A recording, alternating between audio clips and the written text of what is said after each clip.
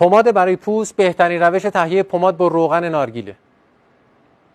چند قطره روغن نارگیل با جوش شیرین میریزین، حل میکنین، به شکل پماد رو صورتتون میمالین. یادتون باشه حتما بیشتر از 5 دقیقه نباید بمونه، میسوزونه، پوستتون رو صاف میکنه، روشن میکنه. این دوندونای سیاهی که تو پوست هست نمیخواد برین پیش متخصص زیبایی بگین اینا رو یکی یکی در بیاره، نمیخواد، به هیچ کار نمیخواد بکنین. همون کارو تداوم باید داشته باشه. ماکسیموم 5 دقیقه بیشتر پوستو میسوزونه، چون خیلی قویه. 5 دقیقه میذاری رو صورت، مثل ماسک میمالین رو صورت میمونه. 5 دقیقه بعد با آب میشورین. بعد اون چربی ملایمی که حاصل از روغن نارگیله پوست رو نرم نگه میداره.